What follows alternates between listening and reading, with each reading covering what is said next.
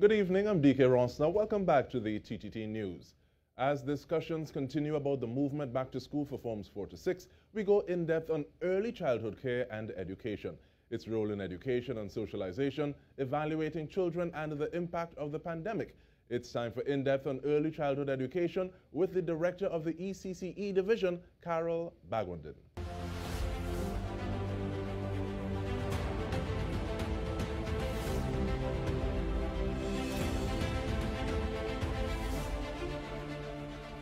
Welcome, Ms. Bhagwandin. Thank you for making the time. How are you?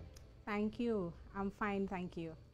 Now, I want to start off asking about the role of early childhood education in terms of the role of early childhood care and education. Okay, so early childhood care and education lays the foundation for lifelong learning. It is where children develop the most. So from birth to 5, it's where you have the greatest development taking place. And in ensuring that they receive quality experiences, it is laying a foundation. So it's just like when you're building a house, you ensure that your foundation is the strongest part of the house. Once that foundation is really strong, you could withstand anything. And therefore, special emphasis is placed on the early childhood care and education sector, or what we will call ECCE, because of course there's where we build the foundation for children for lifelong learning and development. And in terms of that foundation, what kind of age range are we speaking about? We are looking, research tells us that early childhood is from birth to age 8. In Trinidad and Tobago, we look at early childhood within the centers. Children are within the ages of 3 and 4. So that is the age range in which we engage them within the ECCE settings. And you just mentioned the settings and the centers. How many early childhood education centers are there in this country? Okay, so we have a unique blend. In Trinidad and Tobago, we have 142 government-assisted centers, 57 serve-all managed centers, and over 600 private centers. And of course, they all come under the purview of the Ministry of Education, where we monitor what is happening at the center, ensuring that developmentally appropriate practices are taking place within those centers, and more so, we provide guidance, we provide support to the providers, to our administrators, our teachers, and of course our staff and parents, our critical stakeholders. In terms of that guidance and support, is it a matter and saying that they fall under the purview of the ministry? Does the ministry play a role in the actual curriculum and planning that curriculum going forward with these centers? Oh yes, we have at the ECCE Division, we have our ECCE curriculum, or what we'll call our curriculum guide. This guide is a research-based document which takes us into an integrated approach to teaching and learning. Our curriculum, we have 5 strands within the curriculum: intellectual empowerment, effective communication, citizenship and belonging, aesthetic expression, and wellness. Those 5 strands we use to ensure the holistic development of children, because of course children don't grow nor develop in silos. So this curriculum guide that we have developed within the ECC sector, it looks at every single aspect of the child. So it looks at the intellectual aspect, how they think, they reason, they problem solve, how they become critical thinkers. We have the citizenship and belonging, where they respect themselves, they respect culture, they respect each other, they respect society.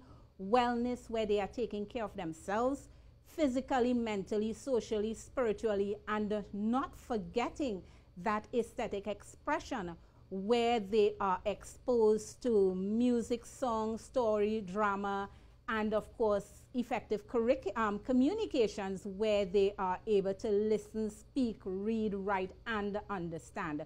So at the end of the day, the curriculum is geared towards the holistic development of the child at this level.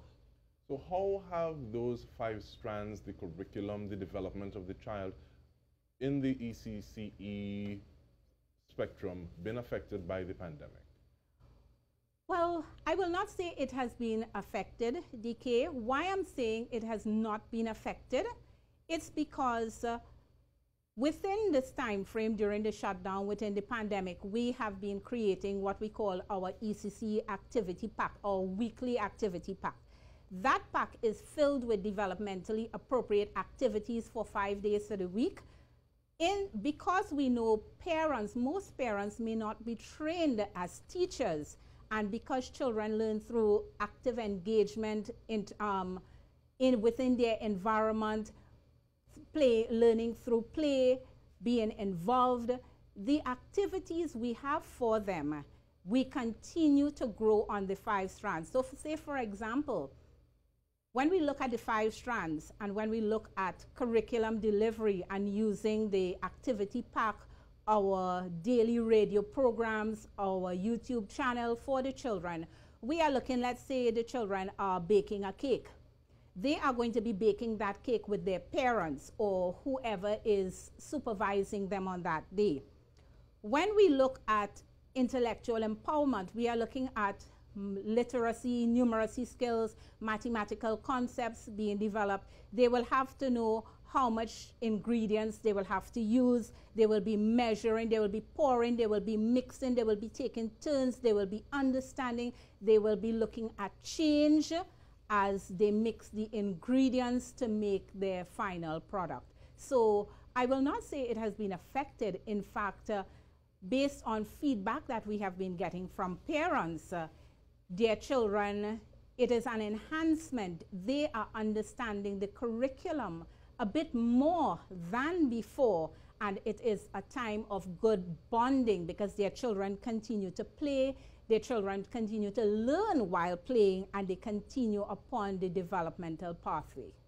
I really appreciate the fact that you use just being in the kitchen with an adult to increase competencies and capacities like units and measurements, fine motor skills, how it is you're going to be holding those mixing implements and using them, possibly the bowl in one hand, the spoon in another, and getting it done possibly in a different sort of setting. You think this would have impact on the way moving forward when we are a little further down the road with the pandemic, hopefully in our rearview mirror? It should not have an impact. In fact, I don't see it as having an impact because of the way how children learn. They learn through that active engagement. So the only difference you will see is where they are moving from that home learning and that home engagement to that engagement with other persons. So currently, we have our children learning via online method, and using that online method, it is a 1 hour maximum of screen time. So with our activity pack and our online method, we have children who will come on and be engaged with other children online and the members of staff. We may have children who are working via the activity pack only, and parents will submit pictures showing their development, showing their engagement in the activities. You also have parents who may drop off artifacts and other items created by their children via using the activity packs at the centers. So when we look at going back to that face-to-face interaction, we will just have a resettling process in the sense that they are moving or they are transitioning from home to the ECCE sector. And as I mentioned, transition, it will be wise of me to indicate to you here right now, we pay special attention to transition within ECCE. We always say transition is not a product, but it is a process. So we engage parents. Part of engaging in that process, making sure the transition is seamless, we are looking at engaging the parents, engaging the families as a whole, engaging the staff at the centers, and we start from what we call home to ECCE transition and ECCE to primary. So annually at the ECCE Division, we host workshops throughout the country for parents of children transitioning from home to ECCE and ECCE to primary. And I want to talk about those workshops in just a little bit, and there are also two things I want to raise when we return from the break. One, the screen time, that hour of screen time, I want to know how it is allotted, so I want to get into that when we return from the break. And I also want to ask, what is the criteria for a parent wanting to transition with their child into an ECCE center? We return to this conversation with Director of the ECCE Division, Carol Bhagwandin. Stay with us.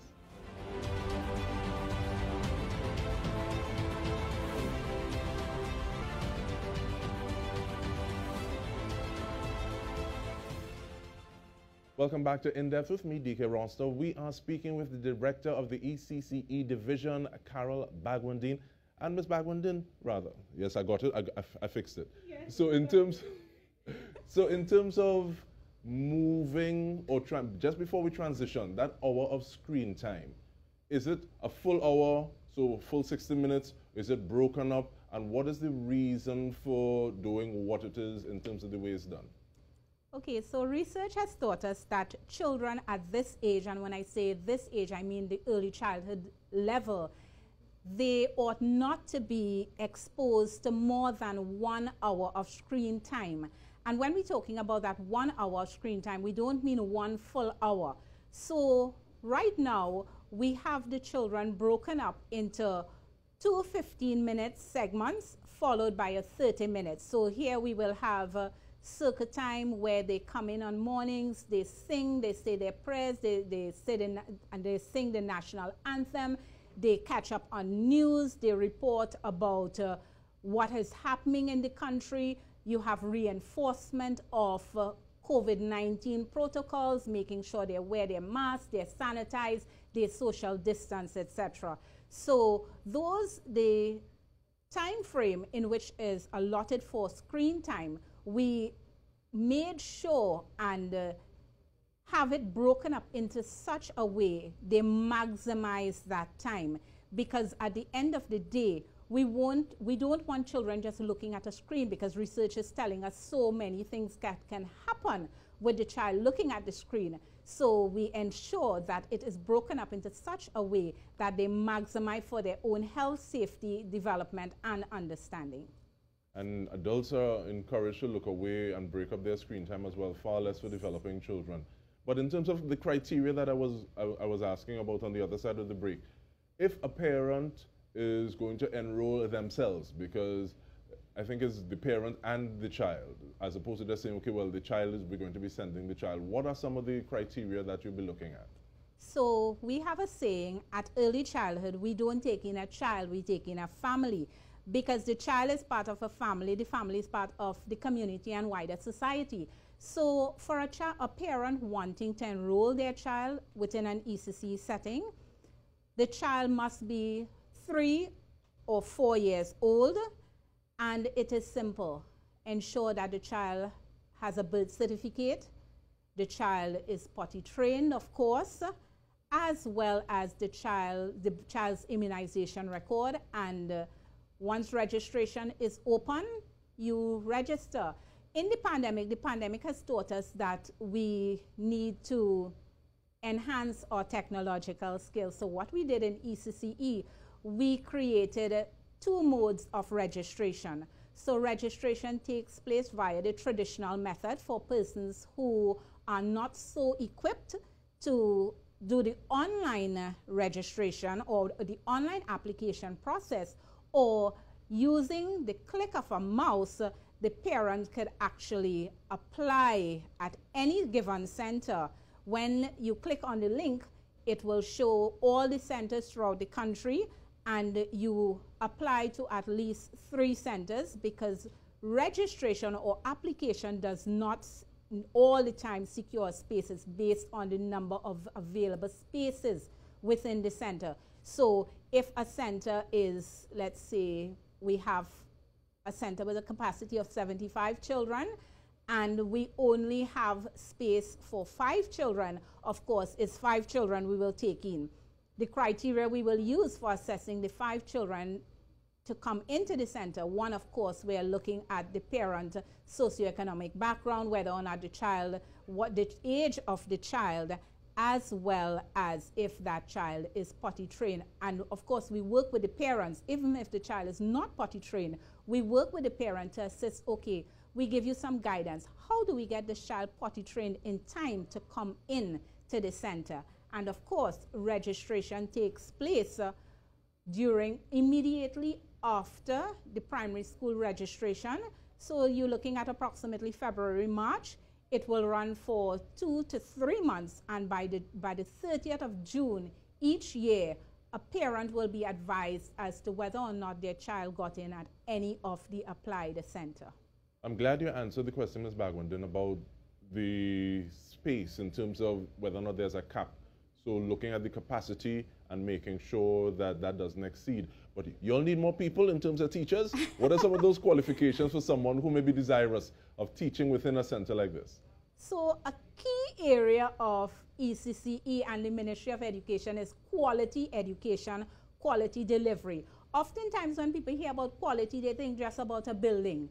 It is not just about a building. When we're talking about quality, we're talking about building, qualification of staff, assessment practices, resources, etc. So when we're looking at our qualification of staffing within the ECCE sector, we have 3 categories of staff. We have the ECCE administrator teacher, or the principal as the layman may call it. We have the ECCE teacher and the teacher assistant. In order to qualify, we go with the higher position first. In order to qualify, you must have a Bachelor's of Education in Early Childhood Care and Education, Math, English, any other 3 CXC subjects, a certificate in ECCE from a recognized institution. Of course, when a person applies, you must go through the interview process, and upon being successful, you are hired. And it is the same for the teacher assistant. Of course, the Bachelor of Education in ECCE, the CXC subjects, Math, English included. And for our teacher assistants, that 5 O levels, Math, English compulsory. So here we have it, what a person is required, the qualifications the person is required to have in order to work within the setting, because this is not just coming into work. You must be able to know about child development. You must be able to plan curriculum as developmentally appropriate curriculum, because we want to be able to meet the developmental needs of every single child that we are responsible for. And in terms of that child development, with regard to the radio programs, I'm very happy to say that Chalk City 91.1 FM carries the ECCE radio initiatives. But in this last minute that we have, I want you to speak to the role of parents during a time like this. Education, yes, but also the development of their children. So parents, they play a critical role in us at the Ministry of Education achieving our goals. They play a critical role in also their child's development. We need parental support. Parents are there to support their children to engage and be involved. So we are not asking parents to do anything for their children, but give them the opportunities, provide them with the opportunities to learn, to grow, to develop. Because when we, within our curriculum and our ECCE Activity Pack, one thing we always focus on every single week, the front cover of that activity pack is geared towards parent involvement, parent engagement, bringing some form of new learning to the parents. And you make me feel like I want to jump in and start to sing the radio jingle right now. But we want to thank you so much, Carol Bhagwandin, Director of the ECCE Division, and we want to thank you on behalf of the entire TTT News team for tuning in to In Depth. Thank you for joining us.